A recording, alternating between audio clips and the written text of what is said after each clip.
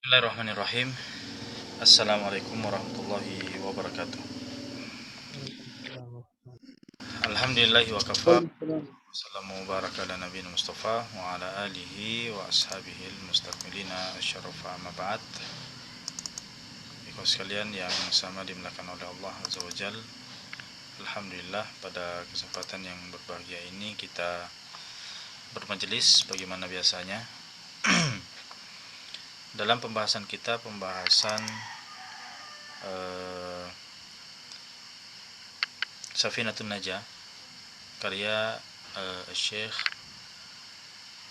Al-Allamah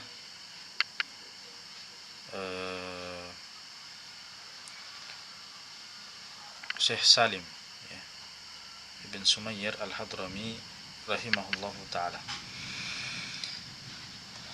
Pada pertemuan yang lalu kita sudah menyelesaikan berkaitan dengan rukun-rukun mandi ya. Dan sekarang kita masuk pada pembahasan yang baru, yaitu faslun syurutu al-wudu, syarat daripada wudu.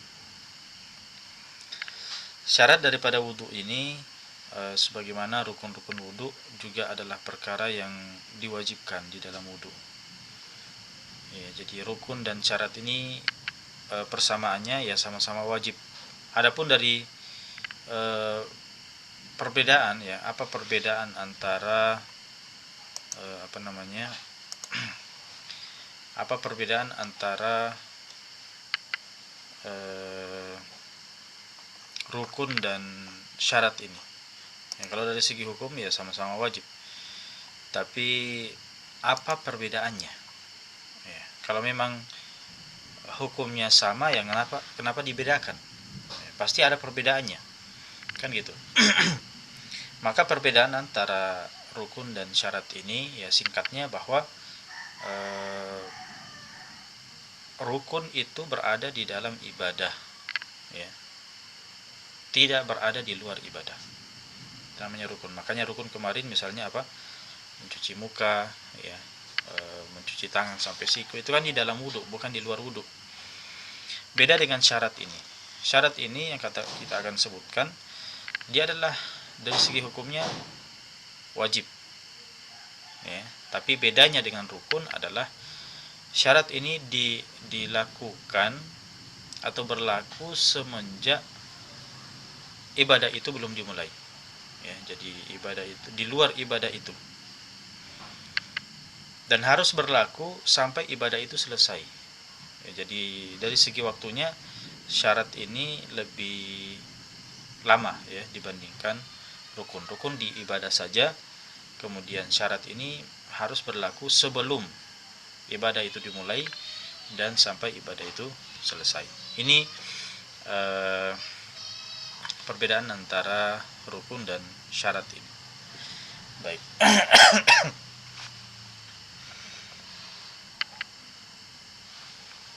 Nah, di sini akan disebutkan oleh penulis 10 syarat ya, 10 syarat-syarat wudu. Di mana kata beliau faslun syurutul wudu'i asyarah. Ya, jadi syarat-syarat wudu ini ada 10. Nah, disebutkan di sini. Yang pertama adalah al-Islam, kemudian yang kedua adalah at-tamyiz, ketiga adalah an-naqa anil haidhi wan nifas, suci dari haid dan nifas ya. Ini adalah keempat sekaligus yang kelima ya, ketiga dan keempat ya, ketiga dan keempat. Kemudian wa amma yamna'u usulal ma'i ilal basyarah, dan bebas dari sesuatu yang bisa menghalangi sampainya air ke kulit. Kemudian yang keenam adalah wa la yakuna 'alal udwi ma yughayyirul ma', tidak terdapat sesuatu pada anggota wudu yang bisa merubah air. Ini yang keenam. Kemudian yang ketujuh adalah wal ilmu bi fardhiyatihi, mengetahui kewajiban wudu itu. Kemudian yang kedelapan adalah wa alla ya'taqida fardhan min furudhihi sunnah. Tidak meyakini fardu-fardu wudu atau rukun-rukun wudu sebagai apa? Sebagai suatu kesunahan. Ya.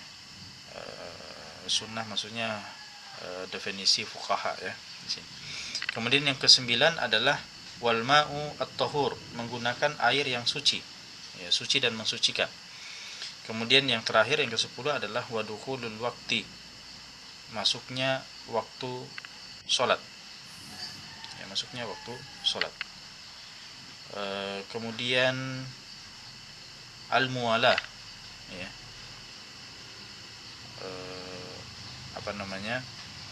Berkesinambungan. Ya, berkesinambungan. Di sini terhitung 10. Saya tidak tahu di buku yang lain, coba saya lihat.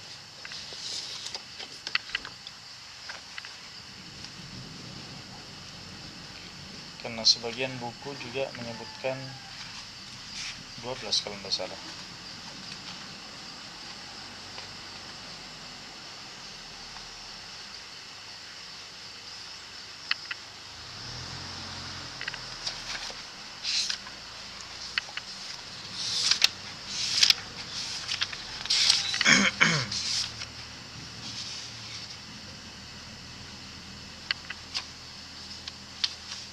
Ya, 10 juga ya di buku yang lain. Ya. Kalau tadi saya lihat di sini dipisahkan antara ketiga dan keempat. Haid dan nifas itu dibedakan nomornya. Kalau dalam buku yang lain disamakan nomornya. Kemudian dibedakan antara 9 dan 10, masuknya waktu dan berkesinambungan. Tapi di sini di buku yang lain disamakan nomornya. Jadi intinya 10 ya, intinya 10. Adapun cara menghitungnya yang penting lengkap ya. Baik ikhwah sekalian yang dimuliakan oleh Allah. Berkaitan dengan syarat sahnya wudu. Ini sudah mulai hujan ini. Mudah-mudahan tidak terganggu suaranya. Baik, syarat sahnya wudu. Sebetulnya syarat sah di sini bukan hanya berlaku bagi wudu saja, tapi berlaku juga untuk apa? Untuk mandi. Ya. Jadi mungkin secara umum di sini disebutkan syurutul wudu, tapi sebetulnya ini juga berlaku pada mandi. Nah. Ya, jadi untuk menilai suatu wudu itu atau suatu mandi itu sah atau tidak, ya, maka harus memperhatikan syarat-syarat ini. Artinya jika salah satu syarat tidak terpenuhi, maka konsekuensi hukumnya adalah wudu itu tidak dikatakan sah, ya, tidak dihukumi sah. Dan di sini disebutkan ada 10. Adapun penjelasannya, yang pertama tadi kita katakan bahwa syarat yang pertama daripada wudu, yang termasuk mandi adalah pertama adalah Islam, ya, al-Islam. Maka wudu itu hanya bisa dikatakan sah apabila dikerjakan oleh seorang muslim. Ya. Jadi ketika orang yang berwudu itu adalah non muslim, maka kita katakan tidak sah. Ya, wudunya itu tidak sah. Kenapa? Karena wudu ini, ya, begitu juga dengan mandi, merupakan ibadah badaniyah. Ya, artinya ibadah yang dikerjakan oleh anggota badan. Dan disyaratkan bagi yang mengerjakannya itu harus beragama Islam. Dan juga membutuhkan apa? Membutuhkan niat. Ya, sedangkan salah satu syarat niat juga adalah Islam. Nah, maka orang yang non muslim, baik itu asli, non muslim yang asli atau orang yang murtad, ya, ini semuanya tidak sah, wudunya tidak sah.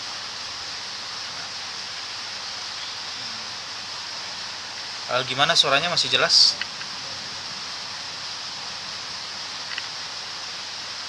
Jelas, Ustaz. Jelas. Jelas ya? Iya, masih jelas. Tapi hujan tidak mengganggu? Suara hujan tidak mengganggu? Iya, Ustaz. Tidak Iya, juga. Ustaz. Jelas ya? Baik. Ini saya dekatkan.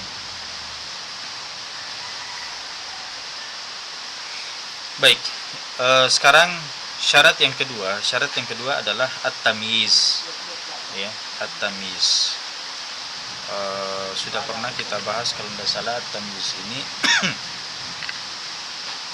bahwasanya yang dimaksud dengan at-tamyiz ini adalah bisa membedakan ya antara yang baik dan yang buruk. Nah, ini kalau anak kecil ini sekitar umur 7 tahun. Kalau at-tamyiz. Nah, dan tamyiz ini tidak harus anak-anak. Bisa saja orang dewasa. Ketika dia sadar.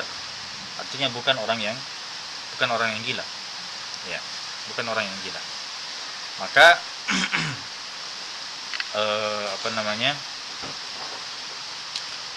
dikatakan tamyiz itu ketika secara umum bisa membedakan mana yang baik dan mana yang buruk ya.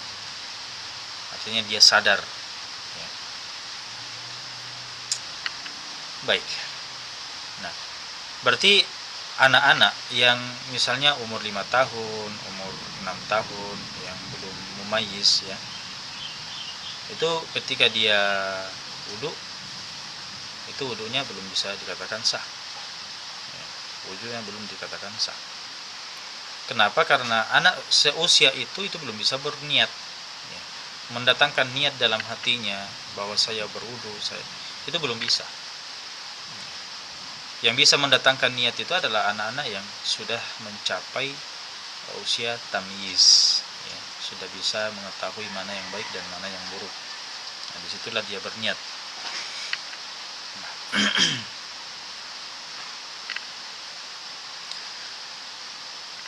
Ya, namanya niat adalah seorang itu mengerjakan, dia tahu bahwa ini adalah ibadah ya.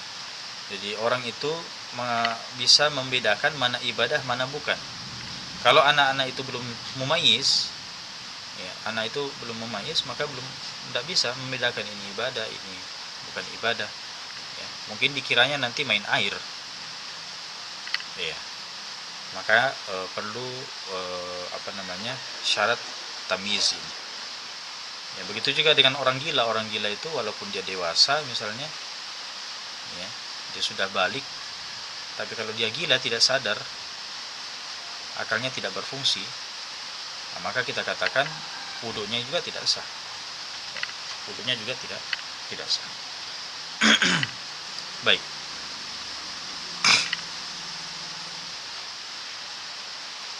Itu yang kedua. Kemudian yang ketiga adalah an-naqa'u 'anil haidhi wan nifas. An-naqa'u 'anil haidhi wan nifas. Artinya suci dari haid dan nifas. Kalau di sini dibedakan ya, dia dijadikan nomor 3 dan nomor 4. Tapi kalau di dalam buku yang lain dia dijadikan satu nomor saja. Nah, tapi intinya bahwa wanita yang dalam keadaan haid, wanita yang dalam keadaan nifas itu tidak sah apabila mengerjakan wudu. Nah, jadi wudunya itu sia-sia. Bahkan mandi sekalipun ya, kalau dia misalnya masih haid, masih haid, kemudian masih nifas, kemudian niatnya itu mandi wajib maksudnya, maka itu tidak sah, mandinya tidak sah.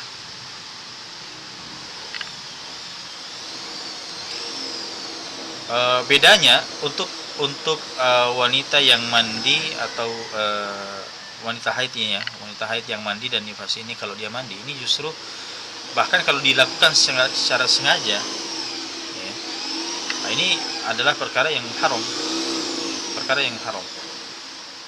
dia malah berdosa.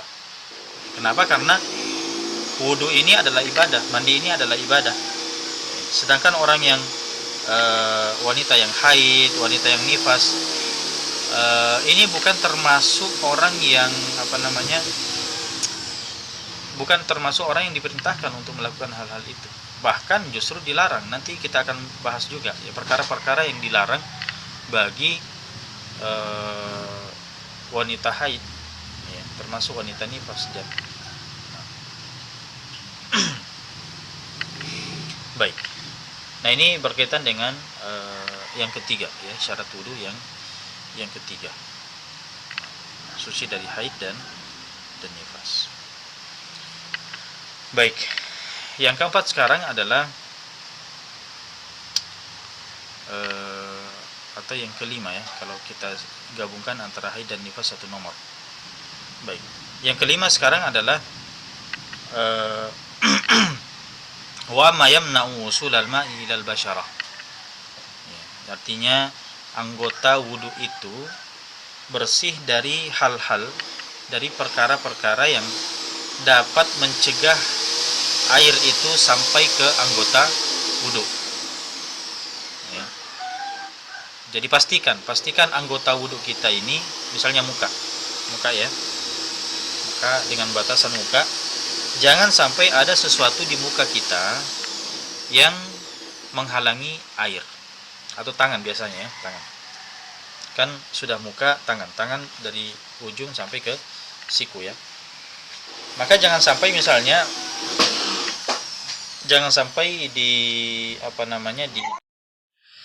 di tangan kita ini ada sesuatu yang bisa menghalangi air. Ya, misalnya apa? Misalnya ada orang yang sudah mengecat misalnya. Kemudian tangannya itu kena cat. Dan tangannya itu misalnya catnya kering dan menghalangi air sampai ke kulit. Nah, maka kita katakan bahwa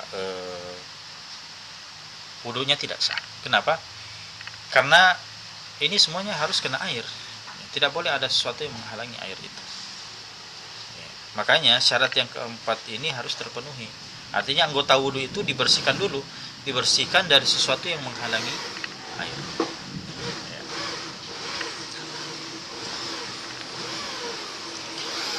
Tapi ini hanya berlaku pada benda-benda padat, ya, yang menempel pada anggota wudu. Ya, tapi kalau misalnya dia adalah benda cair, ya, yang melengket pada anggota wudu, nah, ini sebetulnya tidak menghalangi air sampai ke kulit kalau dia adalah cair. Tapi yang diperhatikan adalah jangan sampai tidak terpenuhi syarat yang kelima sebentar, ya, yang kita akan sebutkan. Ya, sebentar kita sebutkan. Tapi kalau misalnya seperti keringat, ya, tangan kita keringatan kemudian kena air, itu tidak masalah sebenarnya, tidak masalah. Ya, makanya harus dipastikan kuku ini, ya, kuku ini panjang, kemudian di dalamnya ada kotoran misalnya menghalangi air itu, nah, maka ini bisa mengakibatkan wudu seseorang itu tidak sah. Baik, itu yang keempat. Yang kelima sekarang adalah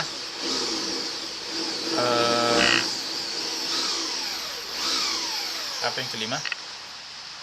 Yang kelima di sini adalah wa alla yakuna 'alal udwi ma yughayyiru al-ma. Wa alla yakuna 'alal udwi ma yughayyiru 'alal ma. Ma yughayyirul ma, ya. Artinya tidak terdapat sesuatu pada anggota wudu yang bisa mengubah status air. Ya, ini yang saya sebutkan tadi bahwa pada anggota wudu, ya, atau anggota mandi termasuk, jangan sampai ada sesuatu yang bisa membuat air itu berubah. Ya.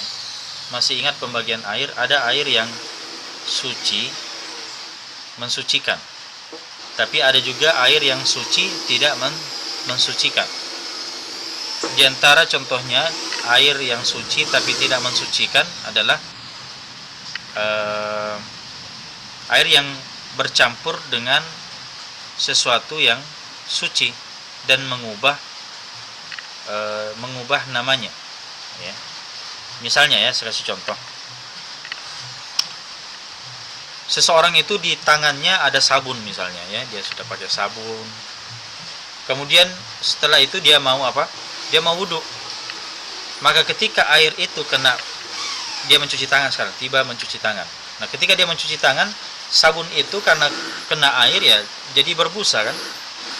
Akhirnya yang tadinya air suci mensucikan karena kena kena sabun, akhirnya namanya berubah menjadi apa? Menjadi air sabun. Sabun kan suci. Dari segi kesucian dia bukan najis. Tapi karena apa? Dia adalah benda suci yang bercampur pada air sehingga mengakibatkan air itu berubah namanya dari air mutlak menjadi air apa? Air sabun. Maka kita katakan ketika dia wudu ya dan air itu menjadi air sabun yang dia pakai wudu, maka kita katakan wudunya tidak sah. Wudunya tidak sah. Ya kecuali kalau dia cuci dulu, sabunnya hilang kemudian dia berwudu, maka boleh.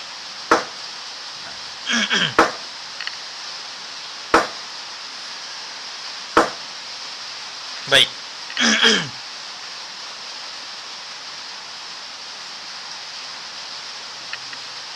Termasuk minyak ya, termasuk minyak di sini.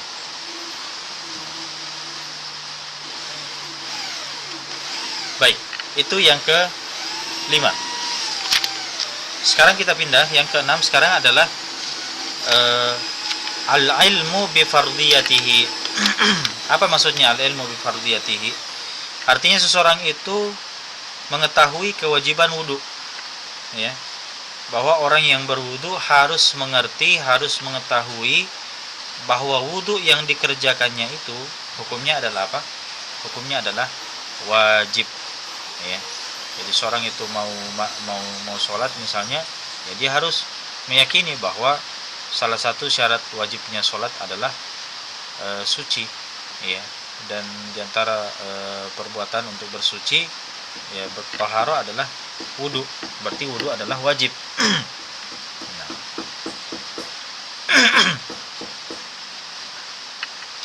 Jadi kalau misalnya ada orang yang ragu-ragu, ya, dia awalnya ragu-ragu, ya. Atau misalnya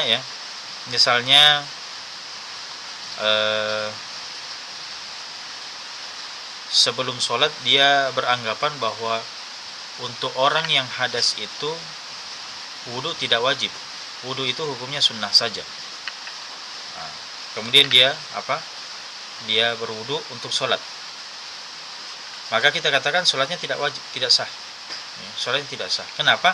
Karena dia tadi berangkat dari keyakinan. Ketika dia berangkat dengan keyakinan bahwa wudunya adalah sunnah. Ya. Padahal wudu itu hukumnya wajib. Ya, wudu itu hukumnya wajib. Dia tidak sunnah. Baik. Itu yang ke-6. Kemudian yang ke-7 sekarang adalah wa la ya'taqida fardhan min furudihi sunnah. Artinya tidak meyakini fardu-fardu wudu atau rukun-rukun wudu sebagai suatu kesunnahan. Maksudnya apa? Kita kan sudah pelajari bahwa di dalam wudu itu punya rukun-rukun, punya kewajiban-kewajiban, ya. Ada berapa rukun wudu, ikhwas sekalian? Ada yang masih ingat? Rukun wudu berapa? Tapi saya jawab. Tafadhal. 6 Ustaz. Ada 6 ya. Ada 6 rukun wudu. Nah, dari 6 rukun wudu itu misalnya ada seorang yang ketika berwudu dia meyakini bahwa misalnya mencuci muka itu adalah sunnah. Ya, sunnah maksudnya di sini sunnah definisi fikih ya, bukan definisi hadis. Ya. Kalau definisi hadis ya semua syariat itu adalah sunnah. Tapi bukan itu yang kita maksud. Yang kita maksud adalah definisi fikih. Ya. Jadi seseorang itu misalnya dia meyakini niat itu adalah sunnah, ya, mencuci muka itu adalah sunnah yang walaupun ditinggalkan tetap sah. Nah, maka kita katakan orang yang berkeyakinan seperti itu ketika dia wudu, maka wudunya tidak sah. Dalam mazhab Syafi'i, ya, wudunya tidak sah. Nah, jadi wudu seseorang itu dihukumi sah apabila pertama, ya, mengetahui dengan pasti mana yang wajib dan mana yang sunnah. Ya, makanya inilah fungsi kita, tujuan kita belajar fikih ini, supaya kita tahu dalam satu ibadah kita tahu mana yang wajib, mana yang sunnah, kita bisa bedakan. Ya. Ya, untuk pengamalan ya kita amalkan semua, tapi perlunya membedakan mana yang sifatnya wajib, mana yang sifatnya sunnah. Itu pertama. Jadi kalau misalnya ada orang bisa membedakan, ya, seperti antum yang sudah belajar, bisa membedakan mana rukun, mana sunnah, itu sudah bagus. Ya. Atau yang kedua, ada orang yang misalnya dia belum pernah belajar tentang fikih, tentang wudu ini, dan dia meyakini bahwa semua gerak-gerik dalam wudu, ya, itu adalah wajib. Pokoknya dari awal sampai akhir semuanya wajib, mulai dari cuci tangan sampai pergelangan, itu kan disepakati oleh ulama bahwa itu adalah sunnah, ya. Kemudian kumur-kumur, ya, juga adalah sunnah. Tapi dia apa? Dia meyakini itu adalah wajib. Ya, pokoknya tidak ada yang sunnah, semuanya adalah wajib. Nah, orang yang berkeyakinan seperti ini, itu wudunya tetap sah. Wudunya tetap sah.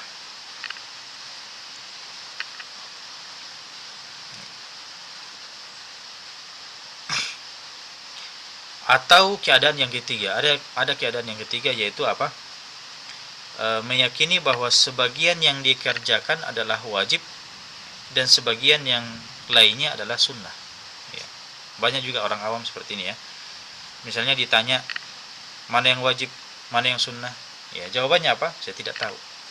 Yang jelasnya di dalam wudu ada wajib, ada sunnah. Mana yang wajib, mana yang sunnah, saya tidak tahu. Ya, ada orang seperti itu kan? Ya. Jadi ada tiga keadaan. Keadaan yang pertama tadi, dia bisa pastikan bahwa ini wajib, ini sunnah dalam wudu. Kemudian yang kedua, dia yakini semuanya adalah wajib. Atau orang yang ketiga, dia tahu bahwa ada sunnah, ada wajib, tapi dia tidak tahu mana yang sunnah, mana yang wajib. Ya. Nah, dari tiga keadaan ini, ya, tiga keadaan ini, jadi wudu yang dikerjakan oleh tiga orang ini, ya, misalnya, itu kita tetap anggap sah, ya, tetap dihukumi apa? Sah. Yang dihukumi tidak sah itu adalah ketika seorang itu meyakini bahwa salah satu wajib wudu itu adalah sunnah. Ya. Inilah yang kita katakan apa? Tidak sah wudunya. Ya, apalagi kalau misalnya dia meyakini bahwa dari awal wudu sampai akhir wudu semuanya adalah sunnah. Ya, sunnah dalam definisi fikih, ya, saya sering ulang ini supaya kita tidak mencampur antara definisi sunnah definisi ahli hadis dengan sunnah menurut ahli fikih. Yang kita maksud, karena pembahasan kita adalah fikih, maka kita memakai definisi ahli fikih tentang sunnah. Ya. Jadi semua aktivitas wudu itu dia mengatakan semuanya adalah sunnah, maka kita katakan wudunya tidak sah. Ya.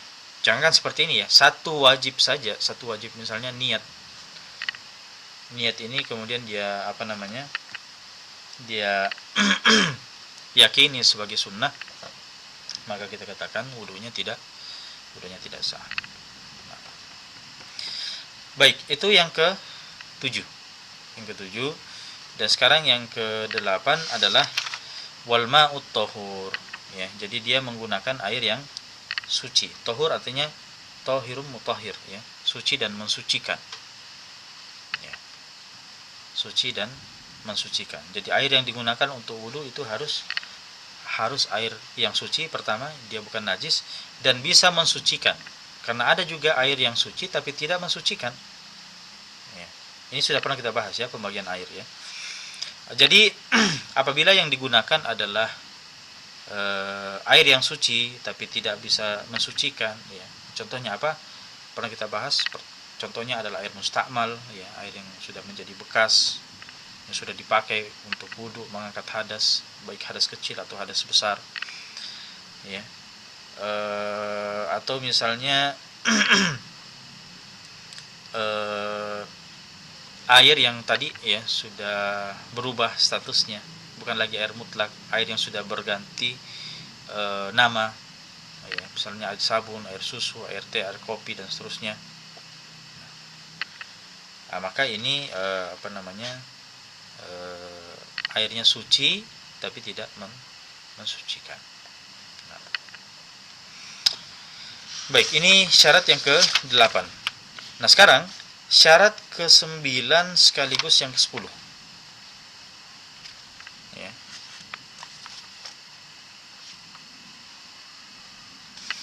Atau sebelumnya, jadi sampai di sini, sampai ke syarat yang ke-8 ini adalah syarat yang berlaku secara umum, ya, berlaku secara umum bagi orang yang normal. Tapi dua syarat berikutnya, yaitu syarat ke-9 dan ke-10 ini berlaku bagi orang-orang tertentu. Siapa mereka? Pertama, orang yang daimul hadas. Daimul hadas itu artinya dia berhadas secara terus-menerus. Ya, ada orang kan berpenyakit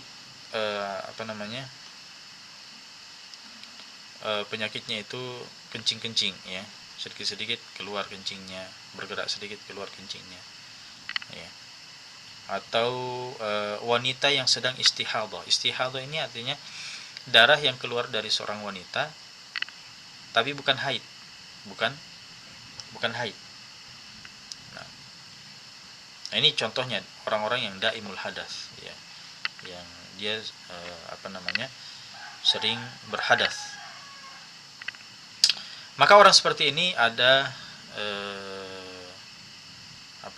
keringanan, ya, ada keringanan. Maka keringanan inilah yang mempunyai syarat tertentu, ya. Apa syaratnya? Yang pertama disebutkan di sini adalah dukhulul waqt, ya, jadi masuknya waktu sholat. Artinya seorang itu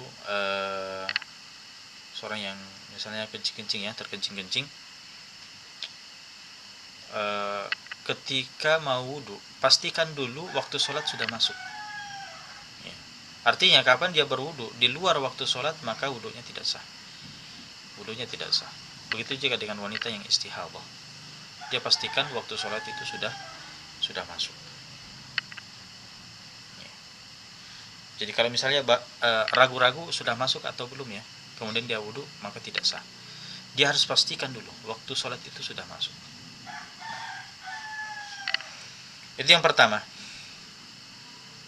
Kenapa? Karena ini adalah rukhsah, ini adalah keringanan. Sedangkan keringanan itu nanti bisa diambil ketika waktunya sudah tiba, ya, keringanan itu belum bisa dilakukan kalau waktunya belum tiba.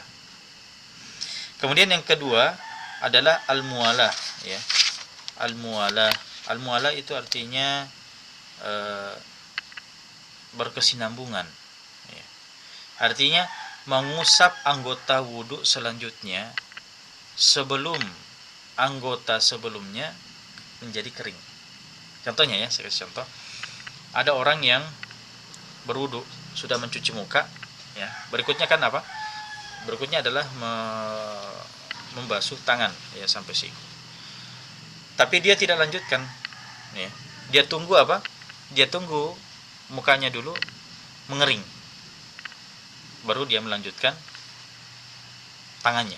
Maka kita katakan ini tidak muwalah, ya, ini tidak muwalah. Orang yang muwalah itu artinya tidak menunggu muka kering terlebih dahulu kemudian dilanjutkan ke membasuh tangannya. Itu maksudnya al-muwalah, ya. Jadi jangan biarkan tidak membiarkan anggota wudhu sebelumnya itu mengering, ya.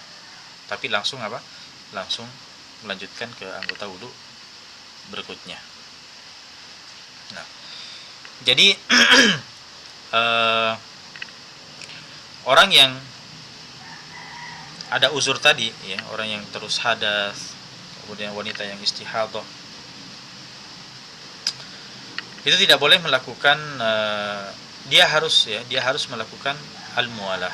Ya, tidak bisa melanggar al-muwalah. Pada umumnya muwalah ini sunnah. Ya, muwalah ini sunnah. Misalnya dia di rumahnya wudu sampai muka saja. Ya, setelah itu berangkat ke masjid, nanti di masjid baru dilanjutkan tangannya. Itu sah kalau dalam kondisi normal.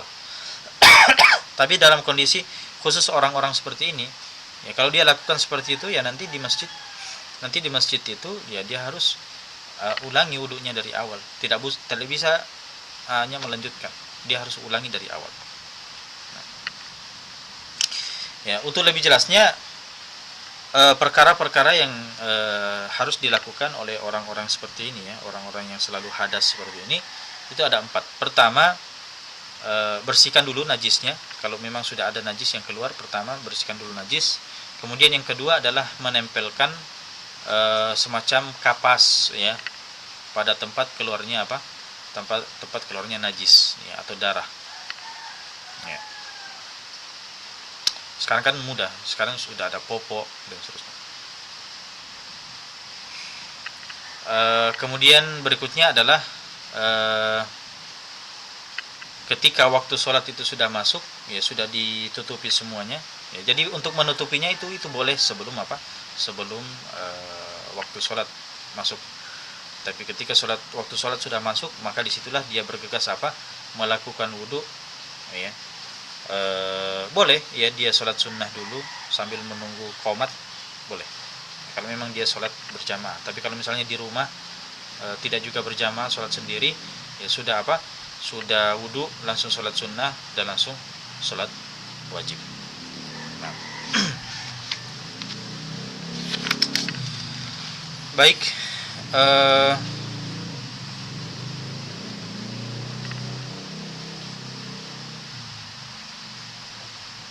ya, sekiranya cukup pembahasan kita pada kesempatan yang berbahagia ini. Insyaallah pada pertemuan yang akan datang kita masuk pada pembahasan nawaqid al-wudu, ya, pembatal wudu. Nah, baik kawan sekalian, kalau ada yang ingin ditanyakan, silakan. Jadi pada iwas kalian yang mungkin memiliki pertanyaan, bisa menanyakannya di kolom chat ataupun bisa meng-on-kan sekarang audionya dan menanyakan langsung ke Ustaz. Ya, silakan.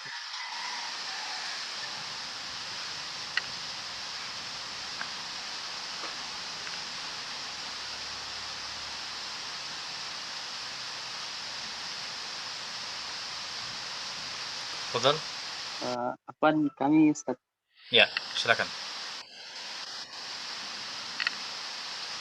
Ya, pertanyaannya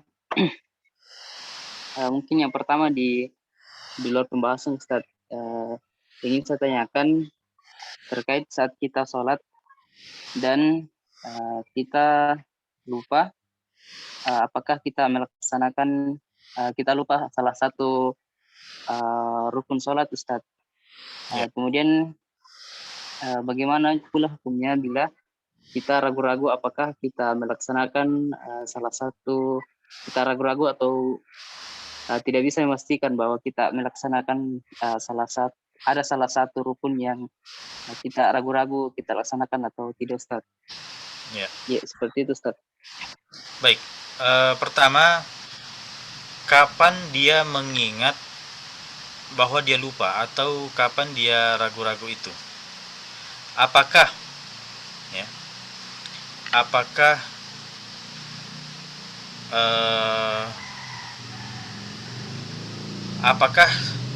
sudah sampai pada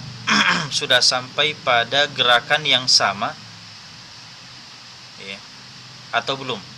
Misalnya gini, saya kasih contoh ya. Misalnya dia lupa, yang biasa dilupa itu sujud, ya, jumlah sujud. Ada yang cuma 1 kali sujud, ya, dia kira sudah 2 kali. Nah sekarang ketika dia berdiri, anggaplah dia berdiri sekarang ke rakaat selanjutnya, ya. Kemudian belum sampai pada posisi sujud berikutnya, tapi dia sudah mengingat bahwa tadi itu saya sujudnya cuma 1 kali. Nah, maka jika seperti ini kasusnya, artinya dia belum tiba pada sujud selanjutnya, pada gerakan yang sama di rakaat itu. Dia masih berdiri sekarang, ya, anggaplah di rakaat kedua masih berdiri, belum ruku, belum sujud. Tapi dia mengingat bahwa tadi ternyata di rakaat pertamanya itu dia sujud hanya 1 kali. Maka jika seperti ini kasusnya, ya, karena sujud itu adalah rukun, berarti dia langsung kembali, ya, dia langsung kembali sujud, ya, dia langsung kembali sujud, ya. Jadi sujudnya yang kurang tadi itu dia langsung lakukan sekarang juga, ya. Tapi kalau misalnya dia teringatnya kapan? Ketika dia mendatangkan gerakan yang sama, ya. Pada saat rakaat kedua, di saat sujud, di situ baru dia ingat, nah, ternyata tadi di rakaat pertama sujud saya cuma 1 kali, ya. Sujud saya cuma 1 kali, dan dia sekarang sudah di rakaat kedua dan melakukan hal yang sama, maksudnya gerakan yang sama, yaitu sujud. Maka kita katakan rakaat keduanya ini yang menjadi rakaat pertama, ya. Rakaat pertama itu langsung dianggap batal, ya. Rakaat pertama itu dianggap batal, dan sekarang ini baru rakaat pertamanya. Dan nanti sebelum salam dia sujud sahwi, nah, dan sujud sahwinya hukumnya sunnah. Nah, paham?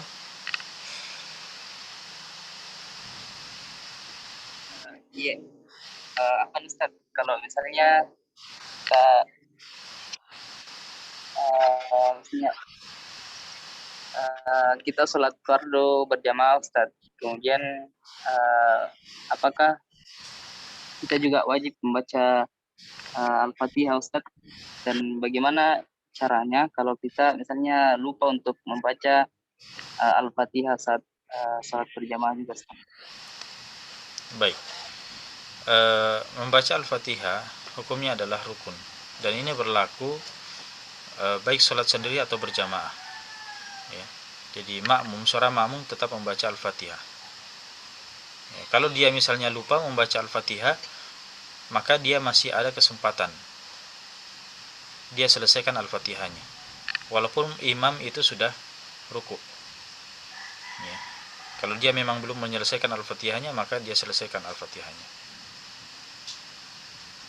Sampai kapan batasnya? Sampai dia tertinggal 2 rukun. Dan rukun yang dimaksud adalah rukun yang panjang, bukan rukun yang pendek. Nanti kita akan bahas di pembahasan sholat, ya. Berarti kalau misalnya imam sudah ruku, dia masih membaca Al-Fatihahnya, itu masih sah. Kemudian imam bangkit dari rukunya, dia sudah i'tidal, dia masih membaca Al-Fatihahnya, dia masih sah. Dia sekarang baru tertinggal 1 rukun. Ya, yaitu rukun ruku. Kemudian imam sujud, ya, dia masih berdiri juga membaca Al-Fatihahnya, itu belum batal, sholatnya belum batal, ya. Kenapa? Karena dia masih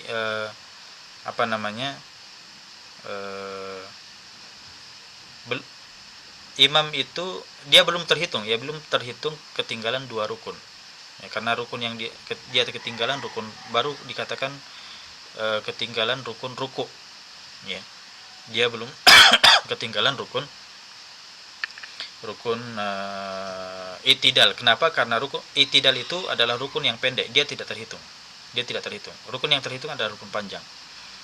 Nah, kemudian imam sujud, dia masih berdiri membaca Al-Fatihahnya, sholatnya belum batal. Kemudian imam bangkit, duduk di antara 2 sujud, ya. Apakah dia sudah dianggap sholatnya batal ketika masih berdiri membaca Al-Fatihah? Belum juga. Kenapa? Karena duduk di antara 2 sujud itu adalah duduk di antara dua sujud itu adalah rukun yang pendek. Ya, rukun yang pendek, dia tidak termasuk. Tapi ketika imam itu sudah sujud kedua dan dia masih berdiri membaca Al-Fatihahnya, maka kita katakan salatnya batal. Salatnya batal. Jadi sebenarnya kesempatan untuk baca Al-Fatihah itu masih lama, ya. Maka selesaikan bacaan Al-Fatihahnya itu. Paham? Oh iya, syukran Ustaz. Iya, Afwan. Di sini ada di kolom chat, saya lihat ada pertanyaan di sini. Afwan Ustaz, izin bertanya, di saat musim hujan biasanya air sumur berubah menjadi keruh, agak keruh. Ya, jadi air sumur tersebut gimana, Ustaz? Selama dia masih layak dikatakan air sumur, ya. Airnya belum namanya itu belum berubah dikatakan sebagai air lumpur misalnya, maka itu tetap air mutlak yang suci dan mensucikan. Ya. Kemudian apakah sama hukum air tersebut saat musim hujan dengan saat musim kemarau yang airnya berubah keruh? Intinya bahwa perubahan itu apakah mengganti nama air itu atau tidak, ya. Kalau selama masih layak dikatakan air sumur, ya, walaupun agak keruh, ya, air sumur memang begitu sifatnya, ya, ada baunya, kemudian ada sedikit keruh, ya, itu sudah sifatnya seperti itu. Tapi kalau misalnya sudah banyak perubahannya dan namanya sudah bisa berubah juga, misalnya airnya tadi air sumur kemudian menjadi air lumpur, air comberan misalnya, ya, maka ini tidak sah. Kemudian biasanya di sumur kami air tiba-tiba menjadi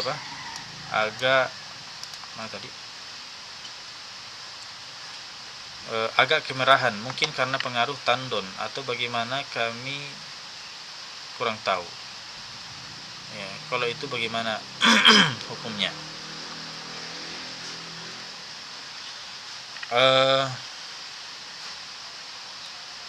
Sama, ya, sama dengan yang kita jelaskan tadi. Apakah merubah? Yang jelasnya, selama kita yakin bahwa yang menyebabkan air itu berubah adalah suci, bukan najis, ya, itu pertama. Kemudian belum sampai mengubah nama air itu, ya, artinya masih layak dikatakan sebagai air sumur, maka hukumnya belum berubah, masih layak untuk digunakan, ya. Baik, di sini pertanyaan yang lain, bagaimana hukum berwudu dalam WC? Kemudian apakah jika kita ingin berwudu harus dalam keadaan menutup aurat? Ini semua adab-adab dalam wudu, ya. Artinya di dalam WC boleh sebetulnya, boleh-boleh saja di dalam WC, tapi karena ini adalah suatu ibadah, sekiranya ibadah itu dilakukan di tempat yang layak, ya. Ya, paling tidak kita katakan khilaful aula, artinya menghampiri makruh lah, tidak juga makruh, sama dengan menutup aurat, artinya selayaknya, ya, seorang itu melakukan ibadah dengan adab-adab, ya, termasuk menutup aurat. Nah, tapi sekiranya dia berwudu auratnya terbuka, ya, maka itu kita katakan ya sah-sah saja, ya, wudunya tetap sah, karena tidak masuk dalam pembatal wudu juga, ya. Nanti insyaallah pada pertemuan yang akan datang kita akan bahas tentang pembatal wudu. Baik, masih ada pertanyaan yang lain? Silakan.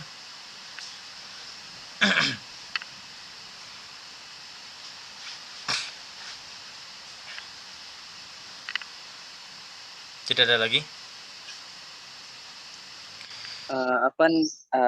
Kang Ustaz. Nah, Ya, masih ada tadi sedikit kami lupa sekaitan dengan pembahasan rukun sholat, Ustaz. Bagaimana hukumnya bila kita sudah melewati salah satu rukun tertentu, Ustaz, kemudian kita ragu-ragu apakah kita tadi melakukannya atau tidak, Ustaz? Begitu, Ustaz. Kalau dia ragu-ragu belum melakukannya, berarti hukum asalnya belum dia lakukan, ya. Jadi kalau misalnya gini, kalau dia sudah yakin melakukannya, kemudian keraguan itu datang, maka keraguan itu yang dia buang, dia hindari keraguan itu. Karena kenapa? Karena dia sudah yakin bahwa sudah melakukannya. timbul keraguan, maka keraguan itu yang dibuang. Tapi kalau misalnya dia awalnya memang sudah tidak yakin bahwa dia melakukannya, ya, kemudian timbul keraguan apakah dia melakukan, berarti hukum asalnya adalah dia belum melakukan. Maka apa? Maka dia langsung kembali melakukannya. Ya. Paham? Iya, nah, kurang Ustaz. Insya Allah kita akan bahas lagi di pembahasan kitab sholat insyaallah. Ini kita masih di kitab Taharah. Sekira cukup. Barakallahu fikum wa jazakumullahu khairan wa sallallahu ala nabiyina Muhammad wa ala alihi wasallam. Alhamdulillahi rabbil alamin. Syukran wa jazakumullahu khairan.